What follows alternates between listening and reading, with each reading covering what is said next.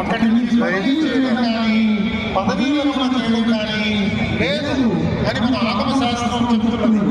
మరి 87వ చట్టం తీసుకోవడానికి వచ్చిన ఈ సంఘం చాలా సంఘం కొన్ని లక్షల మంది హైందవ విశ్వ హిందూ పరిషత్ ఆంధ్రప్రదేశ్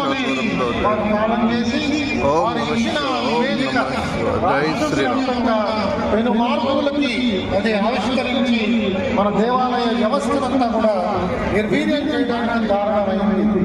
ఈ వ్యవస్థ ఈ విధంగా నిర్వీర్యం ఒకనొక కాలంలో మనకి హిందూ కాలంలో బిట్వీన్ యూ అండ్ మీ అనే ఒక కాలం వస్తూ ఉండేది. అది రాసే కె సుబ్రహ్మణ్యం గారు శ్రీ శ్రీమాన్ చిన్ననారాయణ గీర్ సోదరి వెళ్ళినప్పుడు ఆ స్థలం ఎంత దుఃఖాన్ని కాబట్టి అనేక మంది ఆచార్యులు వారి యొక్క బాధల్ని వ్యక్తపరిచారు. ఈ 87వ చట్టాన్ని తీసుకొచ్చినప్పుడు మన చట్టసభలో ఆ రోజు కేవలం 4 గంటల వ్యవధిలో 160 సెక్షన్స్ ఉన్న ఈ చట్టాన్ని ఆనాటి చట్టసభ ఆమోదం తెలిపి దాని తర్వాత రాష్ట్రపతి ఆమోదం పొంది మనకి ఇవాళ న్యాయం కింద తయారైంది. చట్టాన్ని మనం ఇవాళ ఆచరిస్తున్నాం. కాబట్టి దేవాలయాల రక్షణకి ఇలాంటి చట్టాలు ఉండడం వల్ల కొన్నిసార్లు తీవ్రమైన ఇబ్బందులు వస్తున్నాయని చెప్పి సమాజంలో అనేక మంది మేధావర్గం ఆలోచన చేస్తున్నది.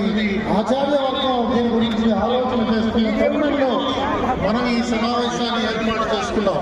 కాబట్టి ఈ చట్టాన్ని తయారు చేసిన పెద్దలు ఆ రోజుల్లో వంశపారంపరమైన ఒక హక్కుల్ని తోలనాడి దాన్ని తొలగించి అర్చకులకు రావాల్సిన ఆదాయ మార్గాన్ని కూడా తొలగించి దీన్ని మనం సుప్రీంకోర్టులో ఆ రోజుల్లో ప్రశ్నించినప్పుడు సుప్రీంకోర్టు కొన్ని చక్కని మార్గదర్శకాలు అందించింది.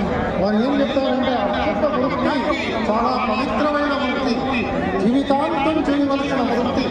ఇది కేవలం ఒక కులానికి సంబంధించినది చాలా చాలా అసంభవం. అలా చేయకూడదు.